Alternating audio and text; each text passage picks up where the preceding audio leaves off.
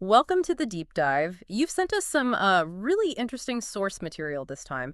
A bit concerning, maybe, but fascinating. It's all about hematemesis in dogs and cats. Right. Hematesis, which in simple terms just means vomiting blood. It's a Yeah. pretty stark sign that something's wrong inside. Exactly. And, seeing that is obviously alarming for any pet owner, so we wanted to go a bit deeper than just the definition today. Yeah, really unpack what these sources are telling us. Our aim is to kind of explore the why behind it, the body systems involved, what it really means if you see this happen with your pet, give you a solid understanding based on these sources. We'll look at the mechanisms, the potential causes, and there are quite a few, and how vets actually go about investigating this. It's a complex symptom.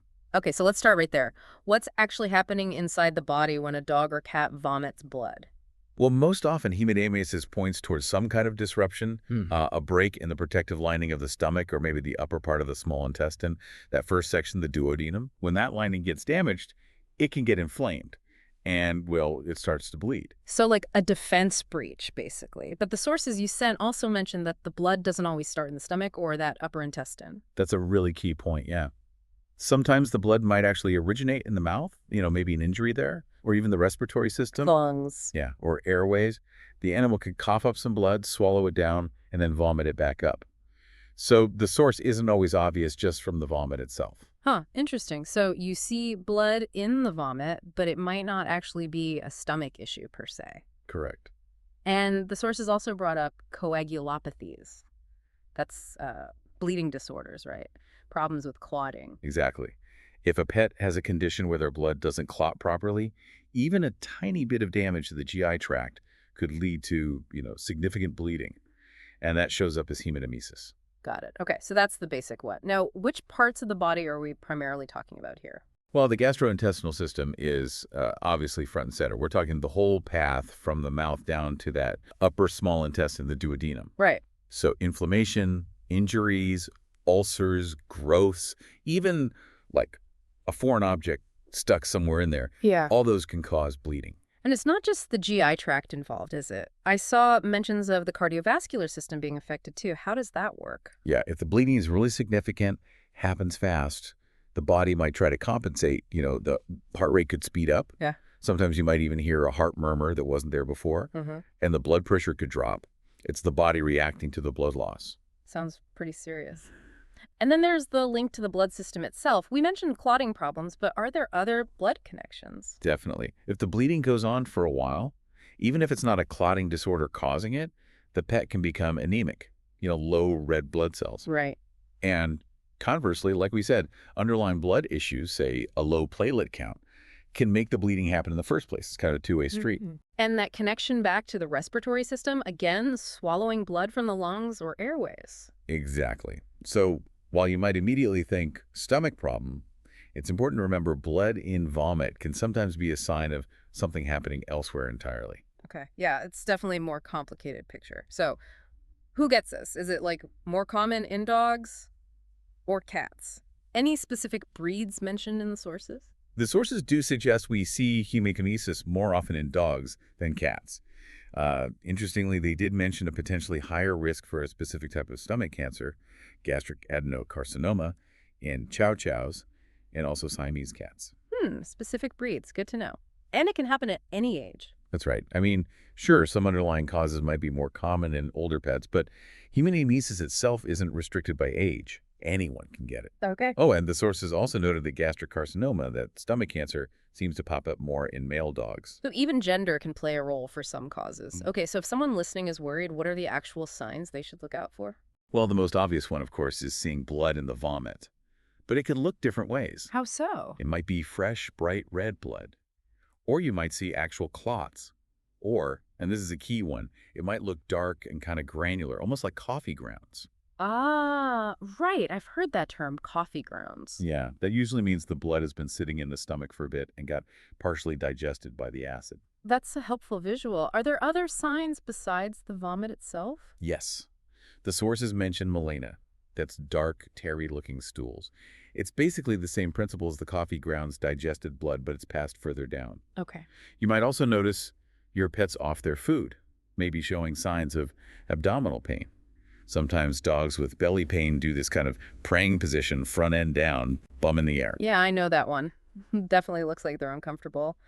And what might a vet find when they examine the pet? Well, they might feel pain when they gently press on the abdomen. Finding melena during the exam is significant too. And if there's been a lot of blood loss, you could see signs of anemia. Like what? Things like a fast heartbeat, maybe that heart murmur we mentioned, pale gums, weakness. In really bad cases, even collapse. Okay, those are definitely get to the vet immediately signs. Right, let's tackle this list of causes the sources mentioned. It seems, well, surprisingly long. It really is, which underscores that hematemesis is usually a symptom of something else, not really a disease in itself. Yeah. Maybe we can group them, make it a bit easier to digest. Good idea. Where should we start? How about those coagulopathies again, the clotting disorders? Okay. The sources listed things like low platelet count, von Willebrand's disease, which is an inherited clotting problem, and the effects of certain drugs, like NSAIDs. Right, NSAIDs, those common pain meds, they can cause bleeding issues. They absolutely can. They interfere with platelet function, which you need for clotting. The list also included rat poison toxicity, the anticoagulant, liver failure, other blood disorders too.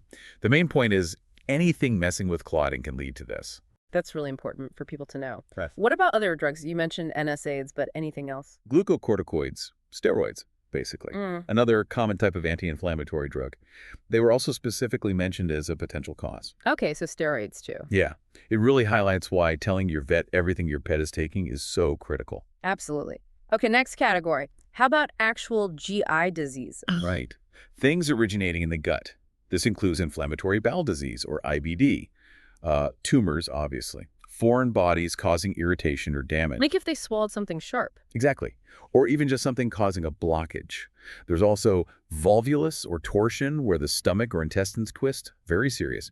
Hemorrhagic gastroenteritis, HGE, actual ulcers, and something called intussusception. What's that? It's where one part of the intestine kind of telescopes into the next part, causes a blockage, damages blood supply, leads to bleeding. Ouch. All sound nasty, and you can see how they'd cause bleeding. What about external things like poisons? The sources listed quite a few toxins. Yeah, toxicity is a big one. Heavy metals, things like arsenic, lead, zinc. Certain plants, too, like Dieffenbachia or sago palm, can be toxic. Household stuff. Definitely.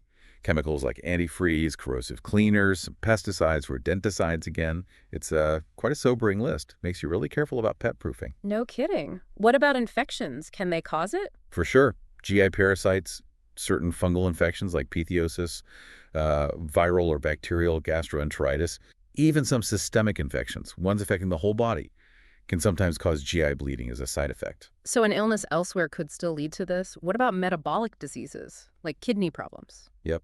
Kidney failure, liver disease, hormonal issues like Addison's disease, hypogenocorticism is the technical term, and pancreatitis. They're all on the list of potential metabolic causes. Wow, it really shows how connected everything is. It really does. And of course, cancer, neoplasia. What kinds were mentioned?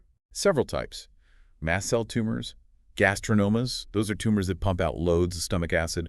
Also, tumors in the mouth, nose, or lungs where blood could be swallowed. Right, and then vomited. Exactly. And of course, tumors directly in the stomach or intestines themselves. Okay. Now, this one surprised me in the sources, neurologic diseases, like head trauma. Yeah, it's maybe not an obvious link, but head trauma and spinal cord disease were listed. The thinking is the intense stress and physiological changes from those injuries can sometimes trigger ulcer formation in the gut. Huh. Definitely wouldn't have thought of that. And we mentioned respiratory issues as a source of swallowed blood earlier. Any specific diseases there? Yes. Things in the nose, like tumors or fungal infections, can bleed downwards, and lung or airway problems, pneumonia, fungal infections, foreign bodies, even heartworm disease can cause bleeding that gets swallowed. Chest tumors, too. It feels like a huge web of possibilities. Lastly, the sources mentioned stress and major medical illness. What falls under that? This covers really severe situations, like shock, major surgery, burns, heat stroke, even just really intense prolonged exercise, high blood pressure, blood clots, low blood pressure. Basically, any major physiological stress can potentially tip the GI tract into bleeding. It's almost overwhelming, the sheer number of things that can lead to this one symptom. So Given all that, are there certain pets who are at, like, a higher risk? Yes, the sources did point out some key risk factors. Pets taking those ulcer-causing meds, NSAIDs, glucocorticoids are definitely higher risk. Makes sense. Critically ill pets, animals in shock, they're more susceptible too. Pets with low platelet counts for whatever reason, and especially pets getting both NSAIDs and glucocorticoids together. That combination seems particularly risky. Right, stacking those risk factors. Okay, so if a pet comes in vomiting blood, how does the vet figure out which of these many causes is the culprit? What's the diagnostic process like? Well, the very first step is often just confirming it is hematemesis, not coughing blood or swallowing blood from a nosebleed and then vomiting, Yeah. and ruling out things that just look like blood. Some medications, certain foods maybe. So getting a really detailed history from the owner is absolutely crucial. What they saw, when, any potential exposure. Every detail helps. Then what? Tests. Oh, yeah. Blood tests are usually next. A CBC complete blood count checks for anemia, looks at platelets. A biochemistry profile checks organ function, kidneys, liver protein levels, electrolytes. Urinalysis gives more info on kidneys, other clues too. And beyond those standard tests. Other lab work might include a fecal occult blood test, looking for hidden blood in the stool, though diet can affect that one. Okay. Fecal flotation for parasites, coagulation tests if clotting is suspect, bile acids for liver function, maybe an ACTH stim test if Addison's disease is on the list. Depends what the initial findings suggest. Lots of lab options. What about looking inside, imaging, x-rays, ultrasound? Imaging is super important. Abdominal x-rays might show a foreign object, a mass, organ changes, maybe signs of a perforation. Chest x-rays can look for lung issues, esophageal problems, signs of cancer spread. And ultrasound gives a better look at soft tissues. Exactly. Abdominal ultrasound lets us see the stomach and intestinal walls. Are they thickened? Are there ulcers, masses, enlarged lymph nodes? It also checks other organs like the liver, spleen, pancreas. Okay. Sometimes for really tricky cases, there's even a nuclear imaging test called gastrointestinal scintigraphy to pinpoint exactly where the bleeding is coming from. Wow, high tech. Then there are more invasive things like endoscopy, putting a camera down. Yeah. Endoscopy is often the next step if other tests haven't given a clear answer. It lets the vet actually see the lining of the esophagus, stomach, and upper intestine. And they can take samples then, too. Precisely. They can take biopsies, tiny tissue samples of any abnormal-looking areas. Those get sent off to a lab for analysis under a microscope. That's often how you get the definitive diagnosis for things like IBD or cancer. Biopsy's key. Any other sampling? Well, if there's fluid buildup in the abdomen that seems suspicious, they might do an abdominocentesis, take a sample of that fluid. And if there are masses found, fine needle aspirates or biopsies of those can help identify what they are. So it's really a step-by-step process combining history, exam, labs, imaging, maybe procedures to narrow down that big list of causes. That's exactly it. Okay, so once they figure out the why, what's the treatment plan usually look like based on the sources? Well, the absolute main goal is always treating the underlying cause. But beyond that, the approach depends a lot on how sick the pet is. Right, so outpatient versus hospital stay. Exactly. If the cause is known, it's manageable, the vomiting isn't too bad, and the bleeding seems minimal, outpatient care with meds and diet changes might work. And hospitalization. But that's usually needed for pets with significant ongoing bleeding, signs of shock, persistent vomiting, dehydration, or if there's a suspicion of a perforation. They need more intensive support. What kind of support? IV fluids are key, sometimes aggressively if they're in shock. Plasma transfusions if they've lost a lot of protein. Blood transfusions if anemia is severe. Clotting factors if they have a coagulopathy. Okay. In really bad active bleeding, sometimes vets might try flushing the stomach with ice water or even a dilute drug called norepinephrine through a tube to try and constrict blood vessels. Wow, intensive care. What about feeding them? Usually, if they're actively vomiting, food is withheld initially. Give the gut a rest. Then, small, frequent meals of something really bland and easy to digest are introduced slowly. Makes sense. Don't overload the system.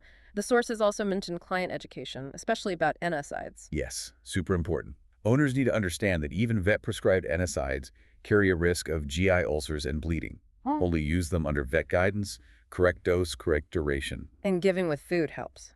Often, yes. And sometimes the vet will prescribe another drug alongside it, like misoprostol, to help protect the stomach lining. Okay. And when does surgery enter the picture? Surgery might be needed if medical management just isn't stopping the bleeding after a few days, if the bleeding is life-threateningly severe, if an ulcer actually perforates, creates a hole, or if there's a removable tumor causing the problem. So usually for more critical stuff or specific structural problems, right, medications, what are the main players there? Often, the first go-to are H2 receptor antagonists. Drugs like famotidine, ranitidine, nizatidine, they work by reducing stomach acid production. Which one's best? Famotidine is generally considered the most potent. Treatment usually needs to be for several weeks, and you have to taper off slowly to avoid acid rebound. Okay, so acid reducers, what else? Well, there are antacids, which neutralize acid directly, but they often need frequent dosing, which can be tough. Then there's sucralfate. What does that do? It's pretty neat. It forms a protective coating over ulcers, like a liquid bandage. It also binds irritating stuff like pepsin and bile salts and helps stimulate healing. Sounds useful. Antibiotics, are they common? They're used if there's a worry the gut barrier is broken, letting bacteria into the bloodstream, or if the pet might have inhaled vomit aspiration pneumonia. Broad-spectrum antibiotics in those cases. And meds for the vomiting itself, antiemetics. Oh yeah, definitely used if the vomiting is bad or persistent. Yeah. Drugs like meropitant, ondansetron, metoclopramide help control the nausea and vomiting. Got it. And then there are proton pump inhibitors, PPIs, like omeprazole. Right. PPIs like omeprazole or pantoprazole are even stronger acid suppressors than the H2 blockers. They're often used for really severe cases, like those gastronoma tumors, or if the H2 blockers aren't working well enough. So, kind of a step up in acid control. Are there meds to definitely avoid? Mostly the ones we've already flagged, NSAIDs and corticosteroids generally, unless absolutely necessary for another condition, and then with extreme caution and protective meds alongside. And drug interactions seem like something to watch out for. Yes, definitely. H2 blockers can affect how omeprazole works. Sucralfate needs to be given separately from other oral meds because it can block their absorption. Antacids can mess with absorption too, so the vet needs the full picture of all meds. Good communication is key. We mentioned misoprostol for NSAID protection. Any other alternatives mentioned? Misoprostol itself has some acid-reducing effects too, so might be used in treating ulcers sometimes, not just preventing them. But mostly the focus is on the H2 blockers, PPIs, and sucralfate for managing the GI side. Okay. So after treatment starts, what's the follow-up like? It involves close monitoring, watching for the clinical signs to resolve less vomiting, better appetite. Repeat blood work is common, checking red cells, protein, kidney values, maybe repeat fecal occult blood tests. It really depends on the underlying cause. And prevention. Anything owners can do to stop it happening again. The biggest thing is avoiding those stomach irritants, NSAIDs, steroids, unless absolutely necessary and prescribed. If NSAIDs are needed, give with food. Talk to the vet about protective meds like misoprostol or a PPI. The sources also mentioned that some newer NSAIDs might be a bit safer on the gut, but still need caution and vet supervision. Right. So be careful with meds, work with your vet. What are the really serious complications we need to worry about? Severe blood loss leading to shock is a major one. Sepsis, that's widespread infection if the gut barrier breaks down. Yeah. And ulcer perforation, a hole in the stomach or intestine, all potentially life-threatening. Yeah, those sound critical. Finally, the prognosis. What's the outlook generally? It really, really varies. Depends entirely on the underlying cause. Makes sense. Sources suggest things like malignant tumors, kidney or liver failure, severe infections like pitheosis, sepsis, perforation level. Those tend to have a guarded to poor prognosis. Okay, the really serious stuff. But on the flip side, if it's caused by, say, NSAIDs and you stop them, or a mild clotting issue you can manage, or IBD that responds well, or Addison's, the prognosis can be good to excellent depending on severity. And some are just variable. Yeah, things like heat stroke, toxicity, snake bites. It depends heavily on the specifics of the case and how quickly treatment was started. So getting that diagnosis quickly and treating the root cause effectively is really paramount. Absolutely. Hematemesis is a big red flag. It needs a thorough workup to figure out what's going on and get the right treatment started for the pet. Well, this has been a really comprehensive look at the sources on hematemesis. Definitely covers some serious ground, but it's clear vomiting blood is a major sign, needs fast vet attention, and that list of causes. Wow, it's huge. It really highlights the complexity, doesn't it? Diagnosis isn't always straightforward. Not at all. Combining tests, imaging, maybe procedures, and the treatment is all about fixing that root cause plus supportive care. A good summary of what the sources laid out for both dogs and cats. It really makes you think, doesn't it? How one single symptom, like vomiting blood, can be tied to so many different body systems, so many potential underlying problems. It certainly gives you a new appreciation for the challenge vets face in piecing together the puzzle from what might seem like just one clue. What kind of broader reflection does this leave you with, thinking about how we understand our pets' health through signs like these?